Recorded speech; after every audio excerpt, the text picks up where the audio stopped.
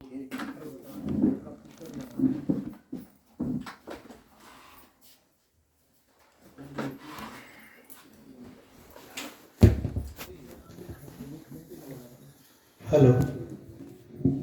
गुरु वंदना करते समय हाथ जुड़े रहें। प्रार्थना करते समय किसी से भी प्रार्थना करते हैं तो हाथ जोड़कर निवेदन करते हैं और आंखें बंद करें और इधर उधर ना देखें। देखना है तो बस अंदर श्वास जा रहा है और बाहर आ रहा है। ये परमात्मा के आपको नज़दीक ले जाएगा, क्योंकि ये श्वास को हम तुम नहीं चला रहे हैं। कौन चला रहा है? परमात्मा चला रहा है। तो श्वास से जुड़ गए तो तुम परमात्मा से जुड़ जाओगे। गुरुर्ब्रह्मा गुरुर्विष्णु गुरुर्देवो महेश्वरः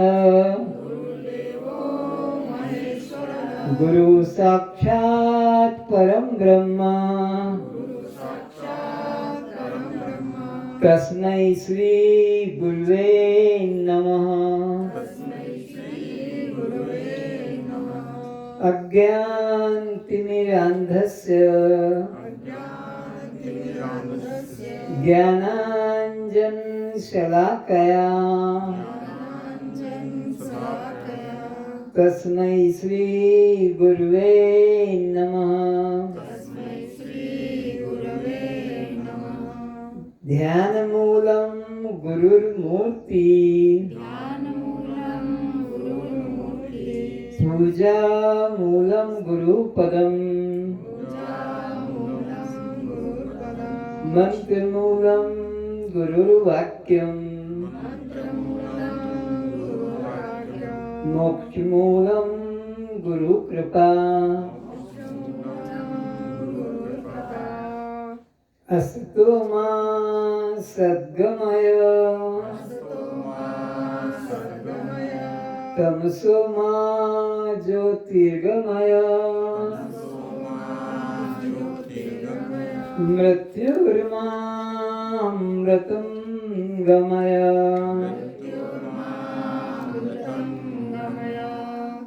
हे गुरु परमात्मनः,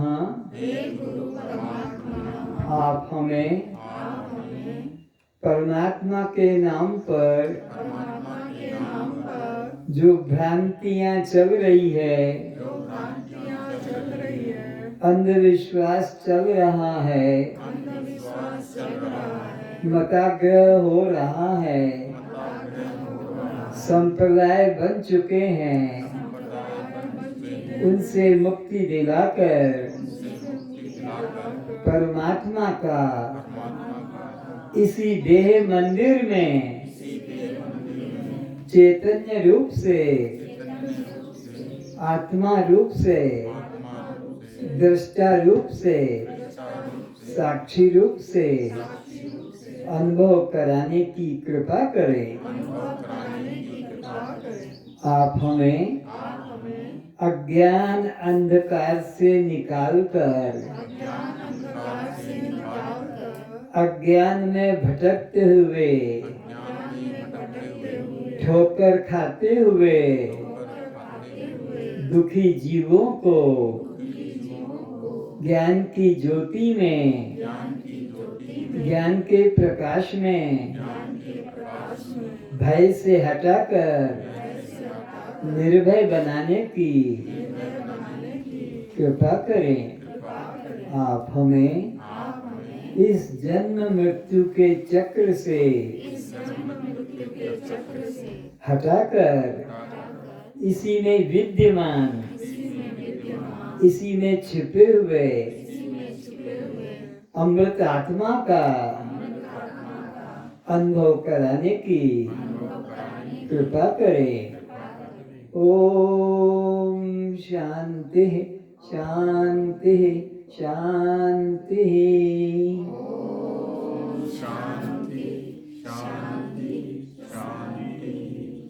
सभी प्रेमी लोग अपने आँखों को, अमृत आँखों को खोल लें।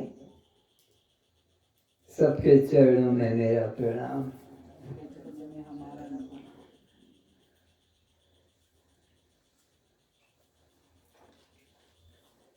इसको थोड़ा पास में करो, इतना दूर मत रखो, थोड़ा हो सके।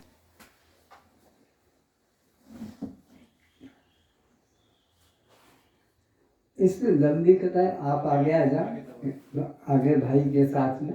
हाँ थोड़ी से ठीक है, आप भी आगे आ जाओ और आगे एक पंक्ति में बैठे।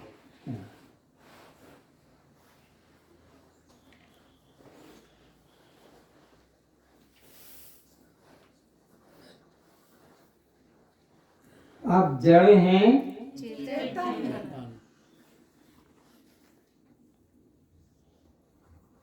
जड़ क्यों नहीं है? उत्तर निकालो। अपने को भी नहीं जानता और दूसरे को भी। वो माता ठीक बता रही है, जो अपने को भी नहीं जानता और दूसरे को भी नहीं जानता उसे जड़ कहते हैं।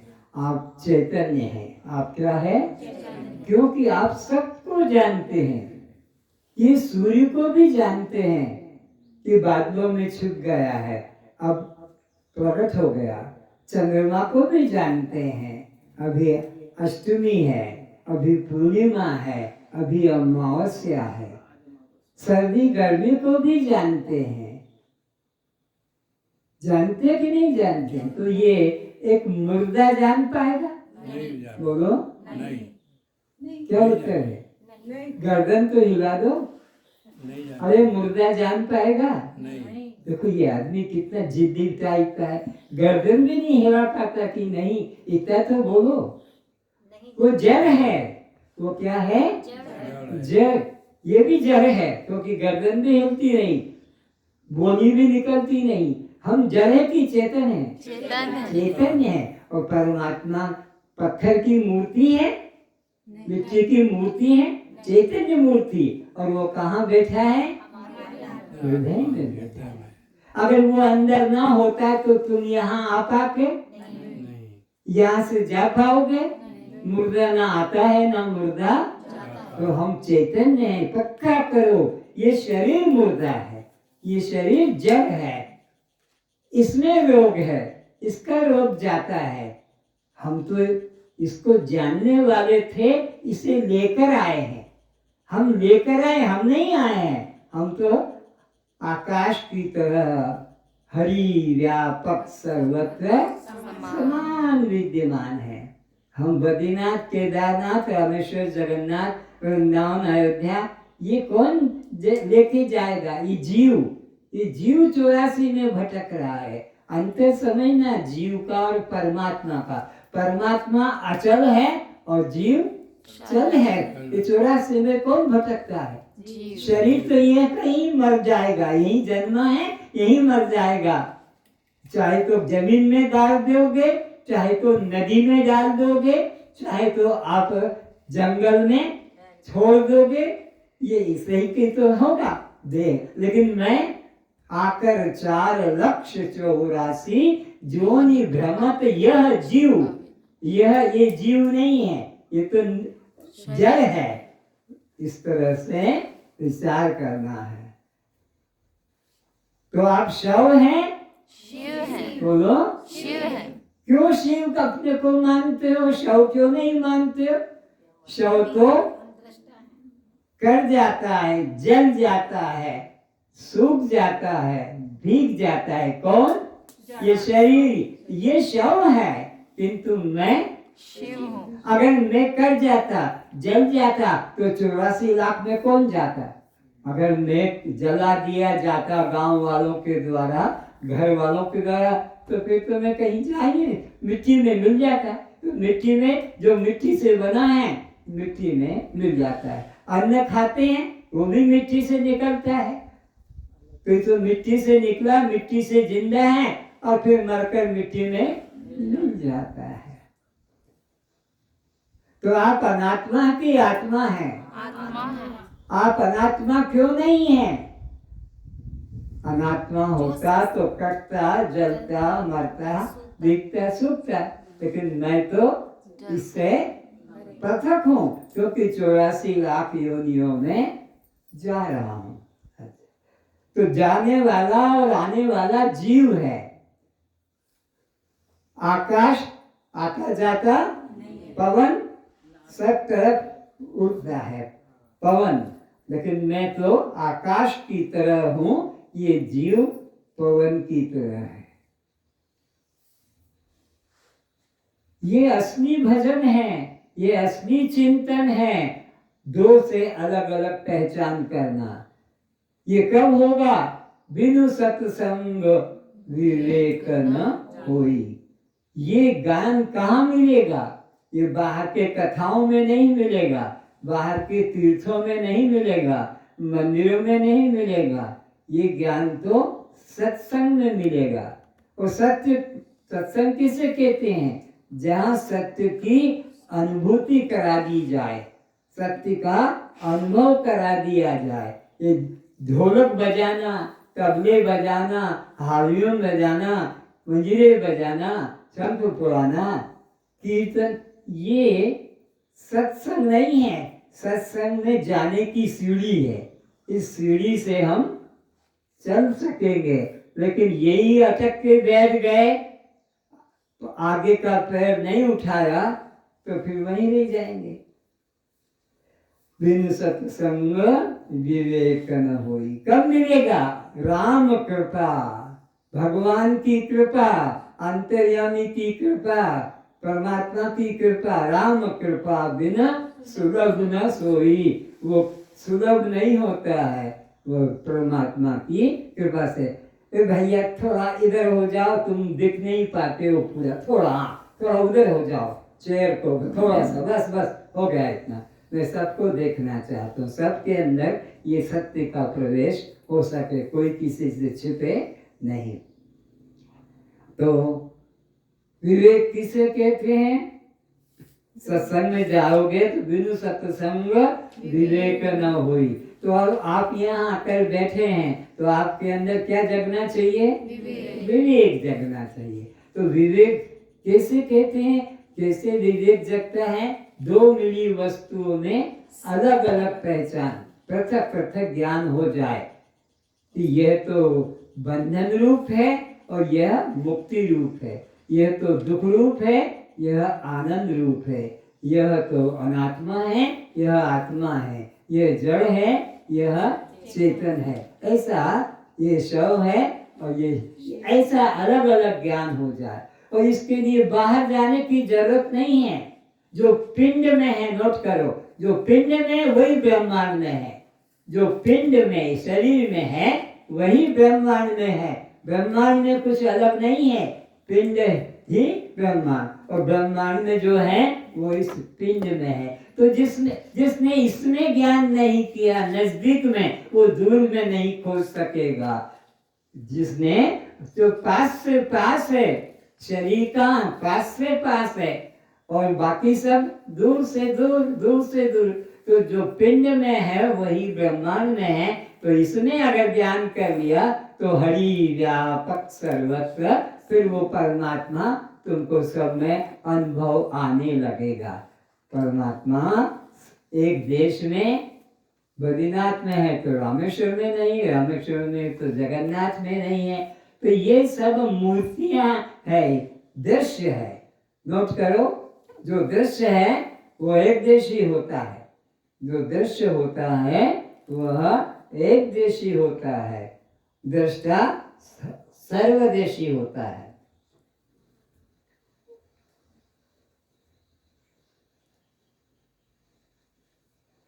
तो परमात्मा के बारे में सत्संग से ज्ञान होता है।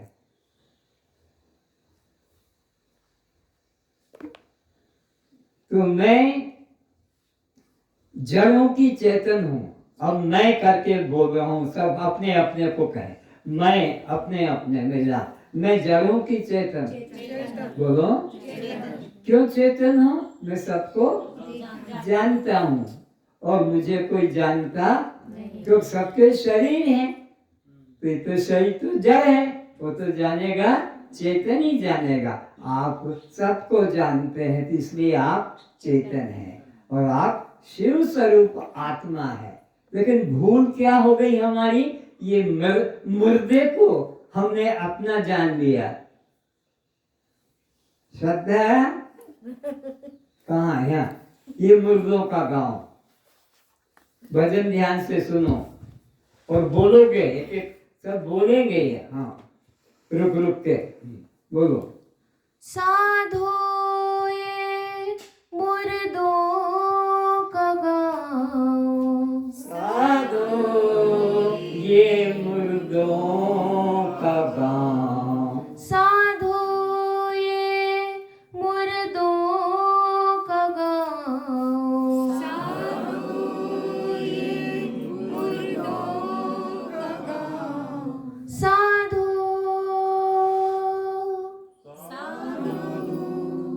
पीर मरे पैगंबर मरी है, पीर मरे पैगंबर मरी है, मर गए रे दास स्वामी, मर गए रे दास स्वामी, राजा मरी है प्रजा मरी है, राजा मरी है प्रजा मरी है, मरी है वेद और रोगी, मरी है वेद और रोगी, साधो ये मुर्दों का गाँव, मुर्दों का गाँव, साधो चंदा मरी है सूरज मरी है, चंदा मरी है सूरज मरी है, मरी है सब पर प्रकाशा,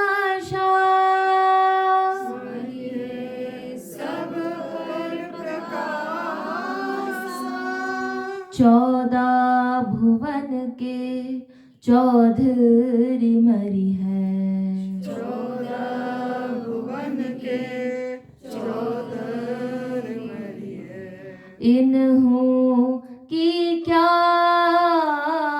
आशा, इन्हों की क्या आशा, साधो ये मुर्दों का गाँव, साधो ये मुर्दों का गाँव, साधो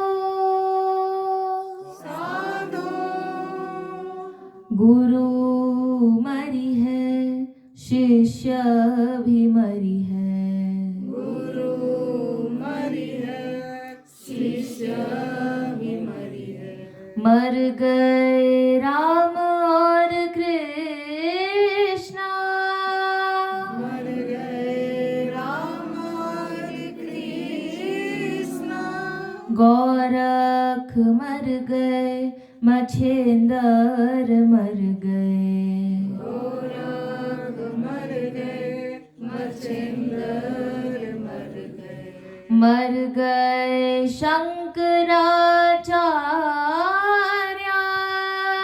मर गए शंकराचार्य,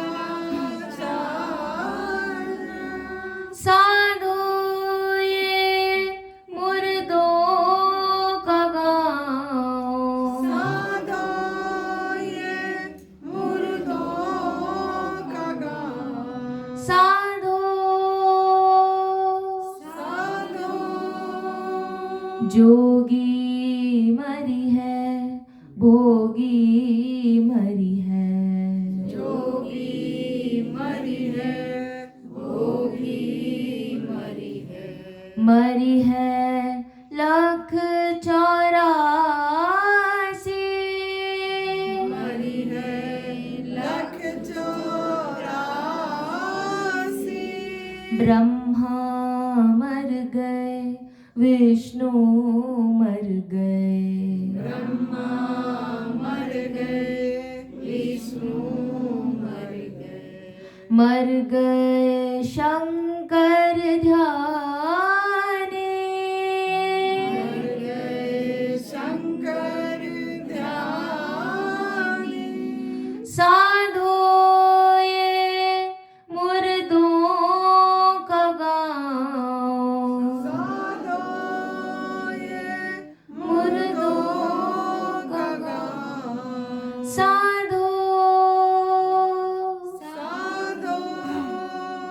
पापी मरी है, धर्मी मरी है। पापी मरी है, धर्मी मरी है। जिन्होंने देह पाया है कोई बचेगा नहीं, कोई बचा सकता नहीं, कितना भी प्रयत्न करो। जन्म लिया है, मृत्यु निश्चित है, इसलिए इसमें श्रद्धा मत करो। पापी मरी है, धर्मी मरी है। पापी मरी है, धर्मी मरी है। मर गए स्वर्ग सम्राटा, मर गए स्वर्ग सम्राटा। सीता मर गई, राधा मर गई। सीता मर गई, राधा मर गई। मर गई उमा और लक्ष्मी, मर गए उमा और लक्ष्मी। कथाएं रह गई है, इनकी कथाएं रह गई है, पर ये सब मर चुके हैं। साधो ये मुर्दों का गाँव, साधो ये मुर्दों का गाँव। तो इन मुर्दों की पूजा आरती करने से किसी का कल्याण नहीं होगा, कल्याण चैतन्य की पूजा करने से होगा। माता मरी है, पिता भी मरी है। माता मरी है, पिता भी मरी है। मरी है नाना नानी, मरी है नाना नानी। पति मरी है, पत्नी मरी है। पति मरी है, पत्नी मरी है। मरी है दादा दादी, मरी है दादा दादी। तो ये जिनसे हमारा संबंध था, दादा दादी पिता माता पत्नी, ये मरकर कहाँ मिलेंगे? ये अपने कर्म से कुत्ता बिल्ली गधा घोड़ा सांप बंदर चूहा, उन कर्मों के जो जस करे सो तस फल चाखा, वो अपने कर्म के अनुसार फल पाएंगे। ये मनुष्य तो ईश्वर की कृपा से मिलता है। कबहू को करी करुणा नर देही, कभी कभी दया करके इस 83,99,999 योनियों के बाद ये जीवन मिलता है। कितनी योनियां भोगकर? 83,99,999 योनियां। ये सब जड़ चेत पशु पक्षी कीट पतंग होके तब कबहू को करी को दया करके परमात्मा किसके लिए? कल्याण के लिए। बच्चे बच्चे पैदा तो बहुत किए हैं, क्यों मर रहे हो उसके अंदर? ये धन कमाना तो तुमने बहुत किया है, लेकिन ये ज्ञान जो है ये हर योनि में मिलता। ज्ञान तो कब हो? उधर मत देखो, मैं तुमको देख रहा हूँ। उधर किसको देख रहे हो? मोटर गाड़ी को। जरा दृष्टि को एकाग्र करो, यहाँ बैठे हो उधर देख लो, कौन है उधर? दृष्टि को एकाग्र करना है। ये सत्संग है, ये कथा नहीं है इधर उधर की सुना और आधा सुन के चल दिए। तो विचार करना है। ये मनुष्य जीवन केवल केवल आत्मज्ञान के लिए मिला, केवल। और ये रोटी कपड़ा मकान तो जीवन निर्वाह का साधन है। ये तो भगवान ने प्रारब्ध से बुलाया है। प्रारब्ध तो न्योतो दियो जब लग रहे शरीर। अरे हमारे घर कोई अतिथि आ जाता है तो उसको चिंता करना पड़ेगी कि गेहूं कहाँ है, चावल कहाँ है, कि लकड़ी कहाँ है, कि वो जो बुलाया है वो करेगा। तो ये हमको किसने बुलाया है? परमात्मा ने। तो वो हमारे जीवन का निर्वाह का साधन कर चुका है, उस पर विश्वास करो। लेकिन ये जो जीवन ज्ञान पाने के लिए मिला है। तो प्रारब्ध तो न्यो तो दियो जब लग रहे शरीर, तुलसी तू मत सोच कर कि मकान का किराया, कि खाने की रोटी, कि बच्चे की पढ़ाई, तुलसी तू मत सोच कर भज ले श्री रघुवीर, भज ले। अरे भगवान का भजन कर, आत्मा का चिंतन कर, उससे कल्याण होगा।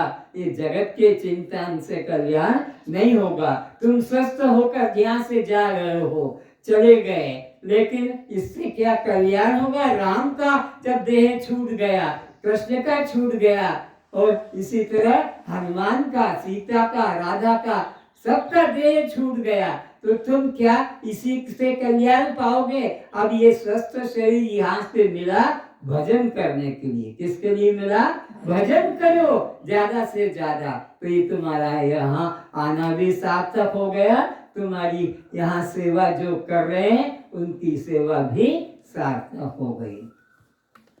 राम मरी है, री भी मरी ये है। 3 शब्द आ रहे हैं, रा, री और रे। फिर से राम मरी है, री भी मरी है। राम मरी है, री भी मरी है। जिन जिन से तुमने रा का संबंध जोड़ा है, रा का संबंध किन किन से जोड़ा है? बोलो। मेरा बेटा, मेरा मकान, मेरा शरीर, मेरा पति, मेरा घर, मेरा जूता, और इसी प्रकार जिससे मेरा हाथ, रा जिससे मैं और रा को एक कर दिया, बस अब ये नरक का साधन बन गया। अब ये तुम्हें मुक्ति नहीं दिलाएगा, ये शांति नहीं दिलाएगा, दुख और चिंता का घर है। रा भी दुख और चिंता का घर है, री भी दुख और चिंता का घर है, और रे भी चिंता। जिनसे री पना जोड़ा है वो भी दुख का कारण है। किनसे री पना जोड़ते हो तुम? बोलो। मेरी पत्नी, मेरी लड़की, मेरी गाड़ी, मेरी आंखों, मेरी कान। तो इस तरह से ये जो जहाँ रा और री जुड़ा है, और रे भी जुड़ा है कहाँ पर? मेरे बाल। अब इनको कैसे घुंघराले बनाए जाए, कैसे कर्लिंग किए जाए, कैसे मेहंदी या हल अपना डाई किया जाए, कैसे कटिंग की जाए, बाल में कौन सा बाल रखना है, बीच की रखना है एंटीना, ये चुटैया को सब बाल कटा देंगे पर एक सिग्नल रखेंगे। अरे परमात्मा ने यह दिया है तो तुमको अब उसको वैसे ही जाने दो। लेकिन अज्ञानी व्यक्ति आसपास की सब बाल काट देगा और बीच में सिग्नल, किस बात में? हिंदू हूँ मैं, हिंदू की पहचान, मरोगे नरक है, क्योंकि हिंदू, मुसलमान, सिख, ईसाई यह परमात्मा को प्रिय, परमात्मा सब में समान है। हरि व्यापक सर्वत्र समाना, अपने में समान बुद्धि। न में ब्रह्मचारी, न में गृहस्थी, न में वानप्रस्थी, न में सन्यासी, ये आश्रमों का भी अहंकार मत करो। परमात्मा तुम्हारे को जो है चैतन्य आत्मा का ज्ञान करने के लिए जीवन दिया, न कि देह के अहंकार को बढ़ाने के लिए दिया। तो फिर आगे रा भी मरी है, रा मरी है, री भी मरी है। राम मरी है, री भी मरी है। बची है ना कोई रे इस तरह घूमो मत, ऊपर नीचे चले जाओ, नीचे चले जाओ, ऊपर या कमरे में बैठो, खेल मत बनाओ इसको अपना। हाँ। एक मैं ही अमर आत्मा हूँ, एक मैं ही अमर आत्मा हूँ। मैं कौन हूँ? अमर आत्मा। एक मैं ही अमर आत्मा हूँ और सब ये मरने वाले हैं। एक मैं ही अमर आत्मा हूँ, एक मैं ही अमर आत्मा हूँ। दूजा झूठा संसार,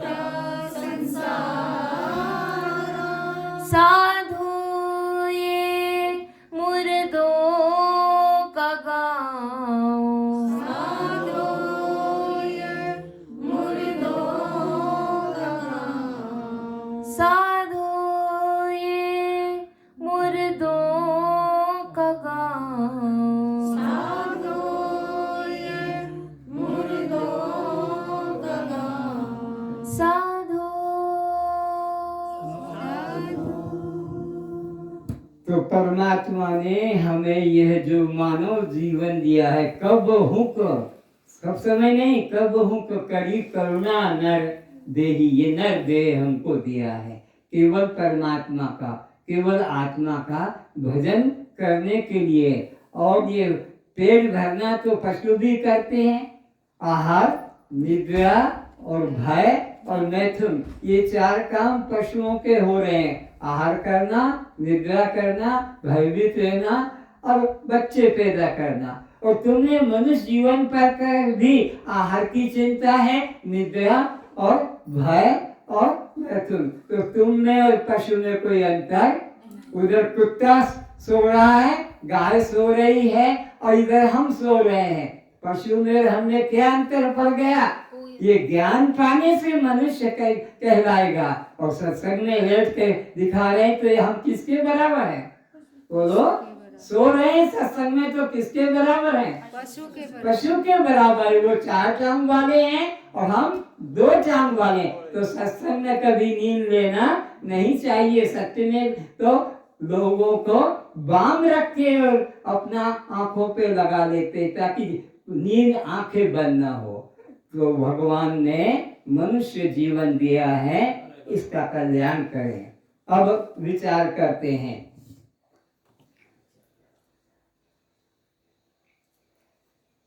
भेड़ और सिंह के संबंध में एक छोटा दृष्टांत देता हूँ। सिंहनी ने बच्चा दिया, सिंहनी ने, और उसकी माँ कहीं घूमने गई खाना। उधर एक भेड़ चराने वाले ग्वाले ने देखा कि ये सुंदर बच्चा है और कोई इसके पास नहीं उठा लाया। सिंहनी के बच्चे को उठा लाया और उसको घर में रखा 7 दिन। 7 दिन क्यों रखना पड़ता है? कि मांसाहारी पशुओं की आंखें 7 दिन बाद खुलती है। चाहे वो बिल्ली का बच्चा हो कि बाघनी का बच्चा हो, कुतिया का बच्चा 7 दिन बाद वह अपना भेड़ों के साथ उसको छोड़ा। तो भेड़ें तो घास खा रही है, पत्ते खा रही है, और उस सिंह का बच्चा, उसका तो मांस खाने का स्वभाव है। तो वो कभी इधर ढूंढने जाता तो ग्वाला डंडा दिखा के बीच में करता, कभी उधर जाता तो उधर से। अब बीच बीच में कहीं सूखा चमड़ा, कहीं हड्डी, ऐसा मिलकर दुर्बल हो रहा था। तो जब भेड़ों को चराने वाला भेड़ों को और गहरे जंगल में ले गया तो सिंह था जंगल में। उसने देखा, अरे अरे आश्चर्य आश्चर्य, भेड़ों के बीच में जो है वह सिंह का बच्चा भेड़ें खा रही है और वह चुपचाप पड़ा है। तो जोर से दहाड़ा तो सारी भेड़ें भागी। जब सारी भेड़ें भागी तो वो भी भागा। तो वो भेड़ तो तेजी से भागेगी क्योंकि खाना रोज मिलता है, और ये सिंहनी का बच्चे को तो दुर्बल हो रहा था। तो उसने तेजी से दौड़ के सिंह ने पकड़ लिया। अरे तू कहाँ जा रहा है? हम तुम्हारे राज्य में नहीं आएंगे, हमें छोड़ दो। हमारे साथी आगे चले गए। भेड़ सिंहनी का बच्चा कह रहा है हमारे साथी, क्योंकि जन्म से उनके साथ है। हम भी जन्म से इस भेड़ के साथ मैं होकर अपने को देह से मान लिया। तो सोचो कि वो जंगल, अरे तू सिंह है, नहीं तुम सिंह हो, तुम राजा हो। वो कहता है भेड़ के बीच में रहने वाला सिंहनी का बच्चा कि मैं तो भेड़ हूँ। मैं, अरे तू भेड़ नहीं, चल मेरे साथ। नदी के किनारे ले गया। देख तेरा मेरा चमड़ा कैसा है, देख तेरी मेरी आंखें, देख तेरे मेरा पूंछ। तो भेड़ से तेरी आंख नहीं, मुंह नहीं मिलता, चमड़ा नहीं मिलता, पूंछ नहीं मिलती। अब तू भी आवाज कर और मैं भी आवाज कर। उसने भी दहाड़ा और उसने भी दहाड़ा, एक आवाज। अब उसको निश्चय हुआ, अरे अरे ये सच बात है, मैं भेड़, मैं तो सिंह हूँ। तो सिंह ने उसको यथार्थता का बोध कराया। गुरु सिंह की तरह है, तुम भेड़ की तरह अपने को स्त्री और पुरुष, गोरा और काला, ब्राह्मण क्षत्रिय ये मान रहे हो। और गुरु तुम्हें बोध करा के तू सच्चिदानंद ब्रह्म है। गुरु क्या आपको इशारा दे, तू सच्चिदानंद ब्रह्म है, तू ये देह है जो अपने को माना। तो तुम सत्य चित्त और आनंद स्वरूप आत्मा हो। नोट करो इस बात को कि मैं सच्चिदानंद ब्रह्म हूँ, मैं सच्चिदानंद आत्मा हूँ। ये माँ बाप ने जो हमको भ्रम कराया, ये भेड़ वाला भ्रम, हम भेड़ शरीर नहीं है, हम तो चैतन्य सिंह आत्मा है। ये शरीर भेड़ की तरह, क्योंकि इनके साथ पिता माता पति पत्नी मित्र ये सब देह के अभिमानी, तो देह के अभिमानियों के साथ रहते रहते हम अपने को देह मानने लग गए हैं। वस्तुतः मैं देह नहीं हूँ, मैं तो चैतन्य आत्मा हूँ। कस्तूरी कुंडल बसे, कस्तूरी कुंडल बसे, मृग ढूंढे बनमाई, ऐसे प्रभु घट घट बसे, और मूरख खोज न जाए, मूरख मंदिर जाए। कस्तूरी इसके नाभि में है, यहाँ उसकी सुगंध आती है, मस्त हो जाता है। ये कहाँ से आ रही है? इस झाड़ में से, इस पौधे में से, इस पत्थर में से खोदता है। तो कहाँ गया है? कस्तूरी कुंडल बसे, हनुमान चीर के दिखा रहा है। कस्तूरी कुंडल बसे और मृग ढूंढे बनमाई, इसी तरह ऐसे प्रभु घट घट बसे, और मूरख मंदिर जाए, मूरख तीर्थ जाए, मूरख गंगा जाए, मूरख ध्यान में जाए, मूरख समाधि में, वहां खोज। अरे तू तो खुद ब्रह्म है, ये बोध जगाना है, भगवान को खोजना नहीं है, भगवान को ढूंढना, ढूंढने की वस्तु तुमसे अलग होगी। ये कस्तूरी, इसको ढूंढना पड़ेगी कि जानना है कि मेरे ही अंदर है, ये जानना है कस्तूरी के लिए। इसे खोजने जंगल में जाने की जरूरत, तो ऐसे ही परमात्मा को खोजने के लिए कई जंगलों में, तीर्थों में बाहर भटकने की जरूरत। तुम्हारा स्वरूप ही परमात्मा है। तो जब ये मरता है तब इसकी गर्दन झुकती है, तो कहता है ओहो, जिसे मैं बाहर ढूंढ रहा था वो तो मेरे नाभि में है। पर कब बोध आया? जब गर्दन इधर गई अपने तरफ, और अभी तो यहाँ वहाँ हम खोज रहे हैं। पंखा चला दे, हाथ की जरूरत नहीं पड़ती।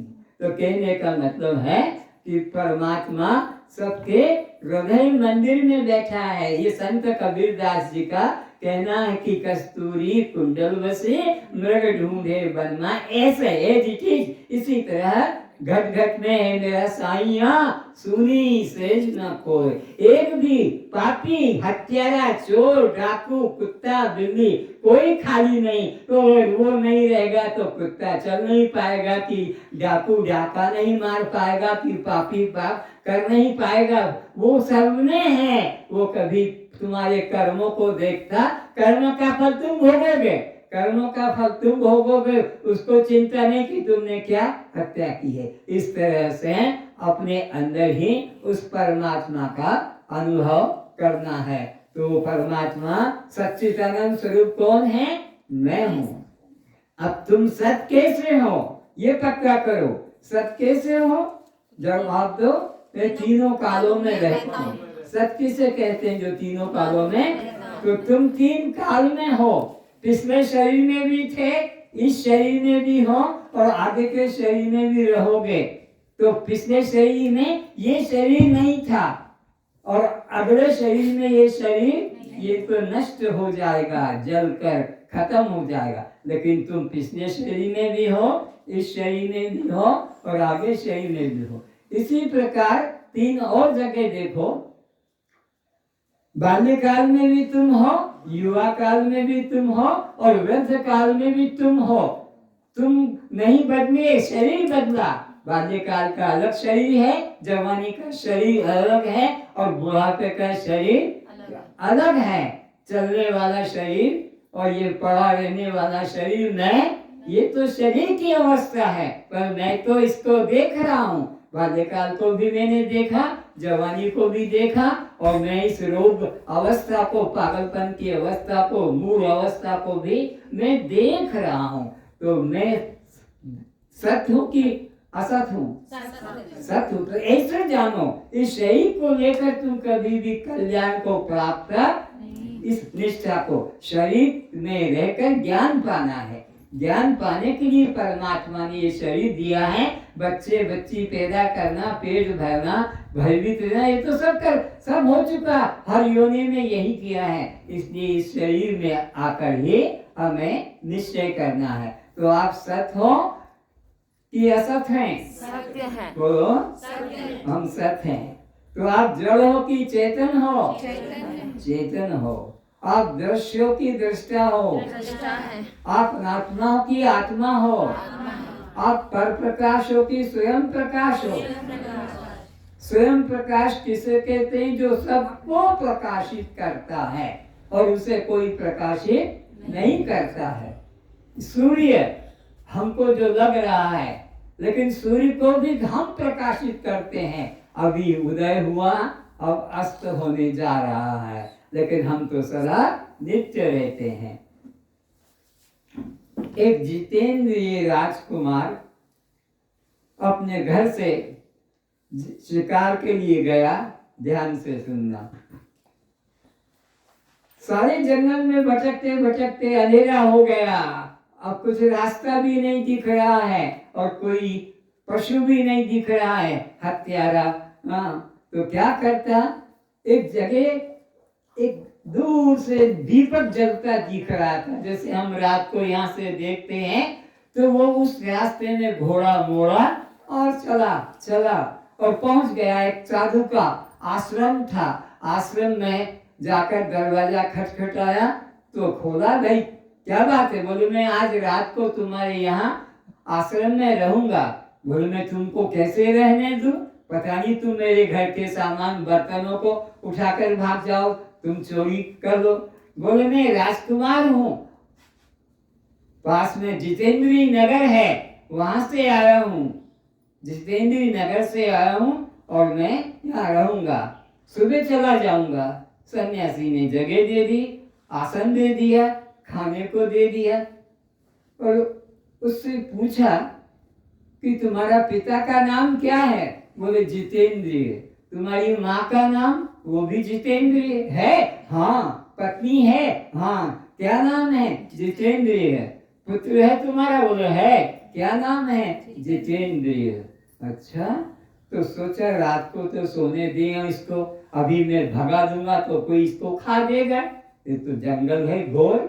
तो सुबह उठा और उससे कहा, राजकुमार से, तुम्हारे कपड़े खोलकर मुझे दे दो और मेरा जोगी वस्त्र जो है, रंगा वस्त्र साधु का जैसे होता है, जैसे आनंद माता का जैसे कपड़ा है, ऐसे कपड़ा उसने दे दिया। वो राजकुमार ने पहन लिया और मैं जब तक रहा हूं तुम यही रहना।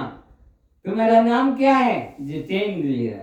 पिता का नाम जितेंद्रिय, माता का नाम जितेंद्रिय, पत्नी का नाम जितेंद्रिय, पुत्र का नाम जितेंद्रिय। अब पता करता हूँ। तो गया वो राजा के पास जितेंद्रिय नगर में और कहा, और उसने क्या किया? वो जो राजकुमार के कपड़े थे उसको कसाई के पास जाके छींटे लगवा दिए रक्त के और कहा, तुम्हारा बेटा कल गया था जंगल में शिकार के लिए, हाँ ये उसके कपड़े हैं, उसको खा दिया। वो राजा कहता है, अरे तुम राजा हो, अपना यहाँ राजा के पास में ये राजकुमार की खबर लेके आया है। ये जन्मने वाला एक दिन सब मरेगा, इसलिए इसके क्या चिंता करना है? तू भजन कर, अपना आत्मा का चिंतन कर। ये देह है तो सबके मरने वाले हैं। देह तो न राम का बचा, न जगत गुरु शंकराचार्य का बचा, न निरंजन का बचेगा। ये दिन मरने के रास्ते पे आ गया है, ज्यादा दिन नहीं रहेगा। तो देह तो सबके मरेंगे, वह आत्मा का भजन कर। सोचा, अरे ये राजा को अपने बेटे से मोह नहीं, क्योंकि कई रानियां हैं, किसका बच्चा है उनको पता ही नहीं लगता है, कितने बच्चे हो जाते। चलो इसकी माँ के पास, वो तो दुखी होगी और जाकर, माँ तेरा बच्चा का जंगल में गया था, ये उसके रक्त के कपड़े, अब तेरे को बेटे का प्यार नहीं मिलेगा।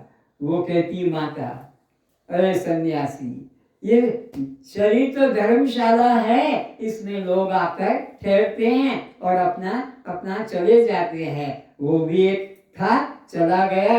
गृहस्थी में जो पति है, पत्नी है, बच्चे हैं, क्या ये धर्मशाला के मुसाफिर है। ना पति सदा रहेगा, ना पत्नी सदा रहेगी, ना बाप ना बेटा, ये तो सब जन्मे हैं, मरने के लिए हैं। सोचे माँ भी बड़ी दुष्टा है, बच्चे की मौत सुनकर भी इसको मन में दया नहीं आई। अच्छा चलो इसकी पत्नी के पास चलते हैं। और पत्नी के पास जाकर कहा, अरे देवी, कल तेरा पति जंगल में शिकार के लिए गया था और ये उसके कपड़े हैं, तू पहचानती है? बोले मैं नहीं तो पहनाए थे।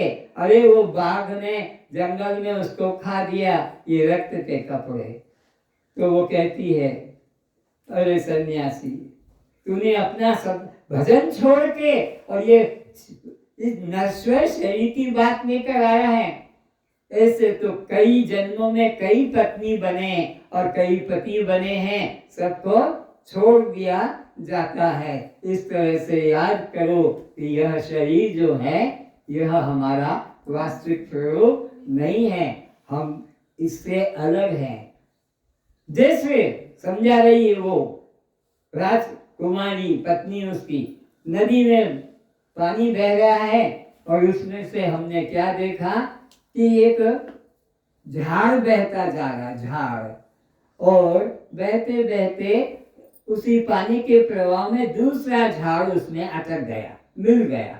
एक था वो और दो हो गया, और आगे गए तो एक बड़ी चट्टान आ गई, तो उधर का झाड़ उधर बहने लगा, इधर का झाड़ इधर बहने लगा। फिर आगे जाके उसको और कोई पहाड़ में के पास में झाड़ मिल गया, इधर वाले को कोई और झाड़ मिल गया, उसमें जुड़ गए। ये पति पत्नी का संबंध यही है। पिछले जन्म में और किसी को पत्नी पति बनाया, इस जन्म में जिससे पति पत्नी बनाया, अगले जन्म में कोई और खड़ा है। ये पति पत्नी का संबंध नित्य नहीं, अनित्य है, ये सदा नहीं रहेगा, ये भी बदलता जा रहा है। सब सोचे मन में, इसको कोई बुरा ना समझे, ये वेद का सिद्धांत है। न पत्नी सदा रहेगी, वह न पति सदा रहेगा, न वही पत्नी न वह पति। ये पति भी कुत्ता बिल्ली गधा घोड़ा बनेगा, स्त्री भी अपने अगले जन्म में कुत्ता बिल्ली गधा घोड़ा। जो जस करही सो तस फल से कहा, जैसा जैसा ढंग से उसने पत्नी को सताया है उसका फल वो पाएगा, और जिस जिस ढंग से इसने पति का सेवा या की है तो उसका फल वो पाएगी अगले अगले शरीर में। पर वो मिलने वाला नहीं है, जो एक बार जन्मता है वो मर जाता है। इस तरह सोचा, ये पत्नी को भी पति के प्रति प्यार नहीं, चलो इसके बेटे के पास चलते हैं, उससे जाके पूछते हैं, अरे बेटा, कल तेरा बाप जंगल में गया था, उसको बाघ ने खा दिया, ये उसके रक्त के कपड़े हैं, अब तेरे को बाप का प्यार? तो कहता, अरे कई बार मैं उसका बाप बन चुका हूँ, ये क्या नई बात कह रहा है तू? जन्म और मृत्यु तो प्रकृति का खेल है, यहाँ कोई सदा नहीं रहता है। अर्जुन भगवान से रो के प्रार्थना कर रहा है, हे प्रभु, आप मेरे बेटे को जिंदा कर दो, अभिमन्यु को, वो मारा गया था युद्ध में। तो भगवान ने कहा, अब वो तुझे बाप नहीं मानेगा। अरे नहीं नहीं, वो आप मेरे बच्चे को जिंदा कर दो, वो मुझे बहुत प्यार करता है। भगवान ने कहा, वो तुझे प्यार करता है मान तो मैं उसको जिंदा छोड़ दूंगा। और भगवान ने खड़ा कर दिया अभिमन्यु को अपने शक्ति से, और ये बड़ा, हाँ बेटा मुझे दूर रहना। वो अभिमन्यु कहता है, मुझे मत छूना, अब तू मेरा बाप नहीं और मैं तेरा बेटा नहीं, खा संबंध। वो जितने दिन का हो गया पूरा, अब मेरी तो, अरे तेरी माँ रो रही है, ये मोह जगा रहा है, अरे तेरी माँ रो रही है, जा, तेरी पत्नी बेहोश पड़ी है, तेरे बच्चे पापा पापा चिल्ला रहे हैं। लेकिन उसने कहा, मेरा कोई बच्चा नहीं, मेरी कोई पत्नी नहीं और मेरा कोई बेटा नहीं। मोह निशा सब सौवनहारा, ये सब लोग मोह में पड़कर रो रहे हैं। परमात्मा ने ये जीवन दिया है किसके लिए? आत्मज्ञान पाने के लिए। आत्मबोध करोगे तभी कल्याण होगा। इसी तरह व्यास जी का पुत्र शुकदेव, 18 पुराण लिखने वाले व्यास जी का बेटा शुकदेव को कहा कि जा जनक के पास और ब्रह्म ज्ञान लेके आ जा। व्यास जी को कहा, व्यास जी ने कहा कि जाकर जनक के पास और ज्ञान लेकर आ। तो गया और जाकर चिट्ठी दी जनक को। व्यास जी के बेटे ने कि मेरे पिताजी ने आपके लिए चिट्ठी भेजा है। दरवाजे के बाहर, महल के बाहर खड़ा है शुकदेव। चिट्ठी पढ़ी कि मेरे बेटे को ब्रह्म ज्ञान तुम देना। मैं तो पुराण का लिखने वाला हूँ, मैं तो भेद भक्ति का ग्रंथ लिखता हूँ, ये देवी देवता ऐसे, तो तुम इसको ब्रह्म ज्ञान देना। उस चिट्ठी को पढ़ के जनक ने उस जो चिट्ठी लेके आया था सेवक, बोलो जनक के, जनक ने कहा बोलो उसको खड़ा रहे, मैं बुलाऊंगा। 7 दिन तक खड़ा रहा बाहर। व्यास जी का बेटा जो शुकदेव जनक के दरबार में अंदर नहीं जा पाया, महल के बाहर 7 दिन तक खड़ा रहा। उसको तो शुकदेव को विश्वास था कि मैं व्यास का बेटा हूं तो सम्मान से आकर मुझे लेगा, लेकिन 7 दिन बाहर खड़ा रहा। तो जनक ने अपने सेवक से कहा कि जो आया था व्यास का बेटा वो खड़ा के भाग गया, क्योंकि 7 दिन हो गए, कोई बातचीत नहीं, खान पीन कुछ नहीं, और खड़ा रहा। तो सेवक ने, दास ने देख कर कहा, अरे महाराज वो पहले दिन जिस मुख मुद्रा में था अब तो उसका चेहरा और खिल गया है, और खुश है। क्या? वो अंदर सोच रहा है शुकदेव, कल नहीं बुलाया आज बुलाएगा, कल नहीं बुलाया आज बुलाएगा, सुबह नहीं बुलाया दोपहर को मुझे बुला लेगा, अभी नहीं तो संध्या को। ऐसे चेहरे पर आशा आशा चमक रही थी। तो कहा जनक ने, अंदर बुला लो उसको, हम उससे बात करेंगे। अंदर बुला लिया। इसी तरह 7 दिन बीत गए, लेकिन जनक ने उस व्यास के बेटे शुकदेव को पास में नहीं बुलाया।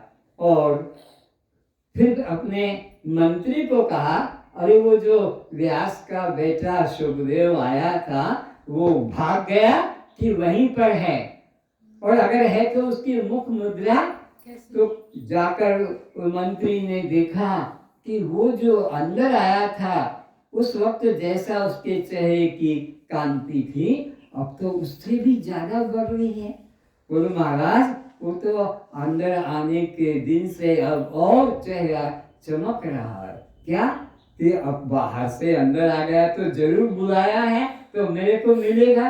हाँ तो कल मिला नहीं मिलाया आज बुलाएगा, आज नहीं तो कल, ऐसे आशा में 7 दिन बीत गए। व्यास का बेटा शुकदेव राजा जनक के पास आया था ब्रह्म ज्ञान आत्म ज्ञान लेने, पर ब्रह्म ज्ञान आत्म ज्ञान कितना सरल नहीं कि कोई पुस्तक खरीद के पढ़ लो और ज्ञान हो जाएगा। तुम्हारा मन क्या है, उसके अंदर विकार क्या है, उसके जब तक विकारों को निकाला नहीं जाएगा तब तक वह ज्ञान अंदर घुसेगा नहीं। इसलिए कहा आहार शुद्ध हो सत्व शुद्धि, सत्व शुद्धि ध्रुव स्मृति, स्मृति लब्धा सर्व ग्रंथि विप्र मोक्ष। आहार शुद्ध से मन शुद्ध होता है, मन से बुद्धि शुद्ध होती है, बुद्धि से शुद्ध होने से ज्ञान होता है। अगर तुम्हारा आहारी मांस मछली अंडा शराब सिगरेट गांजा भांग गुटखा पुड़िया तो मन कभी शुद्ध नहीं होगा। इसलिए यहाँ पर भी आपको आहार शुद्ध कराया गया, क्यों? ताकि तुम्हारा मन शुद्ध हो जाएगा, और मन शुद्ध हो जाने से तुम ज्ञान के अधिकारी बन जाओगे। इसलिए ज्ञान का वही अधिकारी हो सकता है जिसका आहार शुद्ध हो, मन शुद्ध हो, बुद्धि शुद्ध हो, उसको ज्ञान होता है। तो इस तरह से 14 दिन बीत गए। किसको? व्यास के बेटे सुखदेव को। कहाँ पर? जहाँ ब्रह्म ज्ञान लेने आया था वहां पर। तो 14 दिन बीत गए। तो अब उसने कहा मंत्री को, राजा ने, जनक ने मंत्री से बोलो तुम रानियों के महल में चले जाओ, मैं वहां मिलूंगा। उस व्यास के बेटे को महल में भेज दिया और रानियों से कह दिया जो भी करेगा, जो भी ये तुमसे व्यवहार करे उस पर कोई ध्यान मत देना, जैसा भी व्यवहार होगा तुम इसे स्वीकार करना। और वो रानियां जाती है, उसके शरीर को मालिश करती है, बाल संवारती है, उसका आलिंगन करती है, पर उसके ऊपर कोई असर, वो तो ऐसा जैसे मुर्दा होता है ऐसा अपने शरीर को निष्क्रिय कर दिया था। ऐसे करते करते फिर 7 दिन बीत गए। राजा पूछता है रानियों से, अरे वो जो मैंने तुम्हारे पास में भेजा था व्यास के बेटे को, वो भोगों में लिप्त हो गया कि भाग गया? बोले महाराज वो तो हमको पत्थर की मूर्ति देखता है, ऐसे जैसे कपड़े की दुकानों पर सजे सजाए कार्टून खड़े होते हैं, उनमें कोई जीवन सुंदर लगते हैं उनको देखने, लेकिन वो तो हमको ऐसे ही न कोई प्रकार का उसमें प्रतिक्रिया होती है। हम हिलाते हैं, झुलाते हैं, पास में लेट जाते हैं, चूमते हैं, कुछ नहीं उसको असर होता है।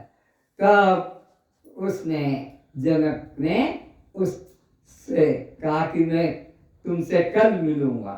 कल 21 दिन निकल गए, 7 दिन बाहर, 7 दिन महल के अंदर, फिर 7 दिन अपने रानियों के अंदर।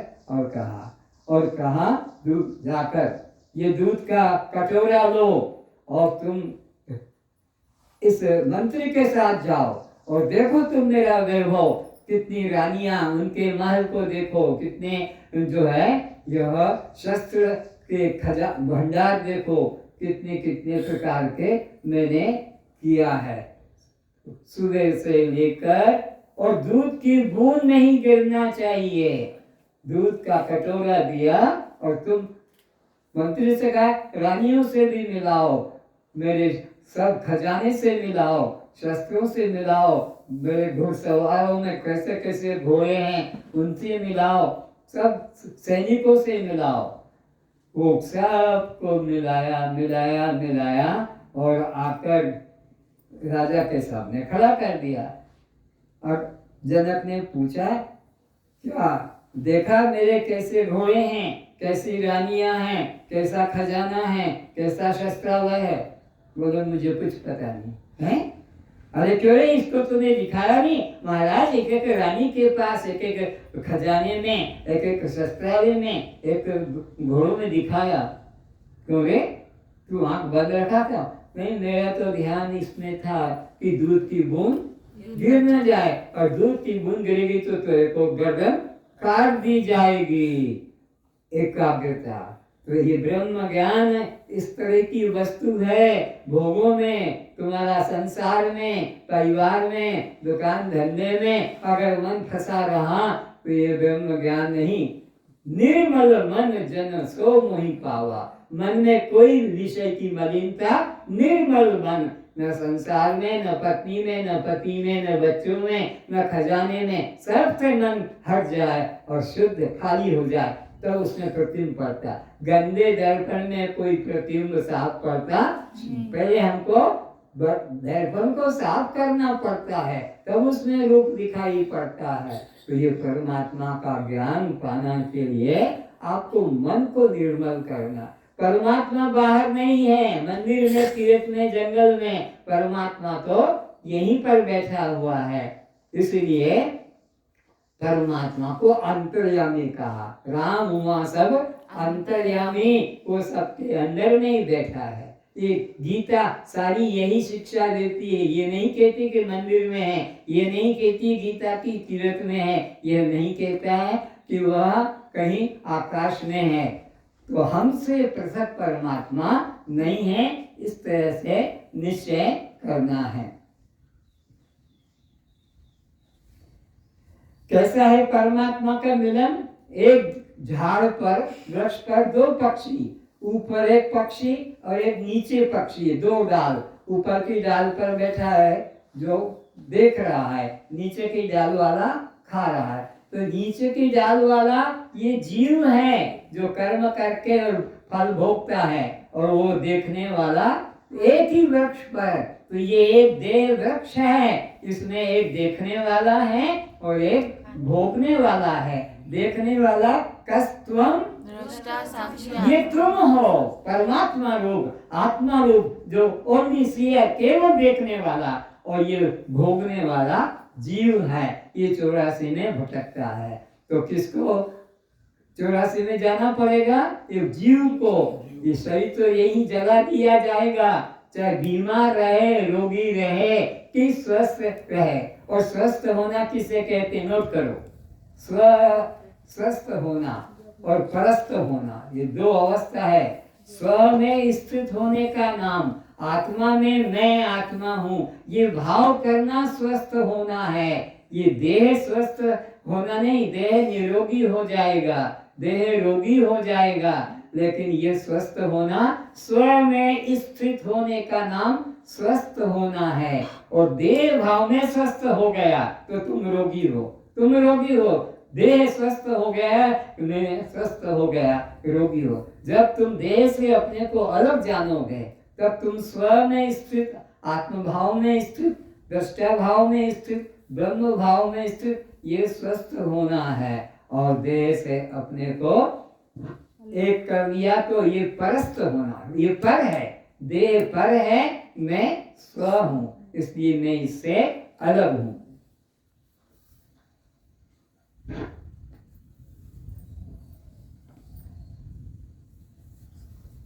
तो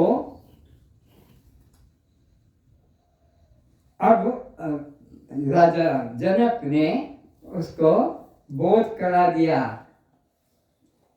कि तूने अपने मन को एकाग्र किया और कहीं दृश्य में फंसाया, तो तू जानने वाला, तू ऊपर जो है फल खाने वाले को देख रहा है।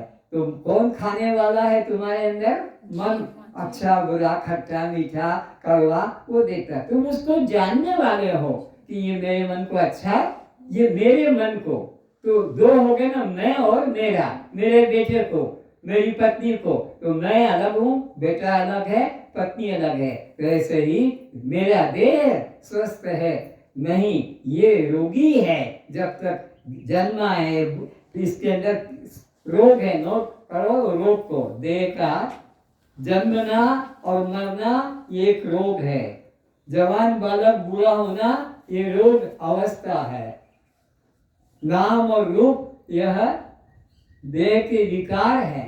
जवान बालक बूढ़ा देह के विकार है, जन्मने और मरना देह का विकार है।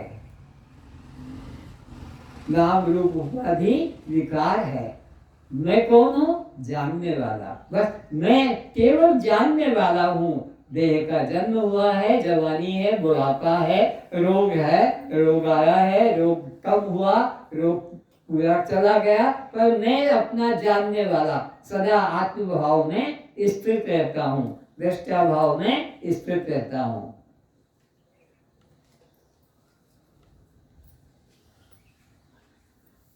तो मेरा कौन है? मेरे तो गिरधर गोपाल दूसरा ना, ये भाव लाना है। रा को जोड़ना है तो किसमें? परमात्मा में। और हमने किसमें जोड़ा? ये मिट्टी के मकान में। मेरा मकान, मेरा बेटा जो मरने वाला है, मेरा पति वो भी मरने वाला है। तो मेरे तो गिरधर गोपाल दूसरा न कोई, उसमें जोड़ कर जाओ तो जीवन धन्य है, तुम स्वस्थ हो गए। और उसमें ना जोड़कर इसमें जोड़ा कि नहीं तो रोग मेरा चला गया, तो फिर आएगा। ये तो आने वाला जाएगा, सदा तो कोई किसी का रहा नहीं है। जागृत होती है, स्वप्न होता है, बदलते रहते हैं।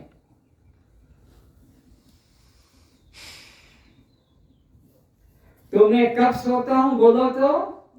रात को कितने बजे बोलो?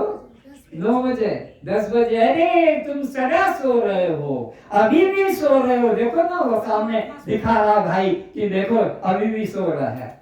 मोह निशा सब सोवन हारा। जब तक देह का भाव है कि मैं स्त्री हूँ, मैं पुरुष हूँ, या मैं हिंदू हूँ, चिटैया रख के निकाल के दिखा रहा, सब सो रहे हैं। मोह निशा सब सोवन हारा। मैं ब्रह्मचारी हूँ, मैं गृहस्थी हूँ, मैं वानप्रस्थी हूँ और मैं सन्यासी हूँ, ये सो रहे हैं। ये सब अहंकार छोड़ो। यही जगह जागही जामिनी जोगी। इस संसार रूपी रात्रि में कौन जगह है? जोगी जगा हुआ है। जोगी को जगह कहा है और बाकी सबको भोगी कहा। मोह निशा सब सोवन हारा और यही जग जागही जामिनी जोगी। वो सोता हुआ भी जग रहा है। कौन? जोगी।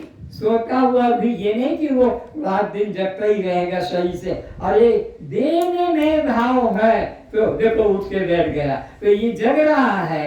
मोह निशा सब सोवन हारा, यही जग जागही जामिनी जोगी। परमार्थी प्रपंच वियोगी। वो प्रपंच से अलग हो गया। प्रपंच क्या है?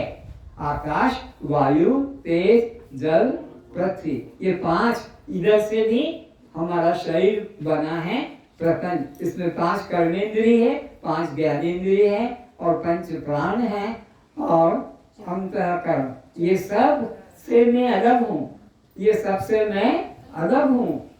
5 ज्ञानेंद्रिय के नाम लिखे हैं आपने, 5 कर्मेंद्रिय के भी नाम लिखे हैं, 5 प्राणों के भी नाम और अंतःकरण का मन बुद्धि। नहीं, सिर्फ प्रपंच से गई। ये प्रपंच है, ये 84 में भटकाने वाले हैं। किसी में भी अहंकार मत करो। मैं तो इनको देखने वाला, जानने वाला चैतन्य आत्मा हूँ।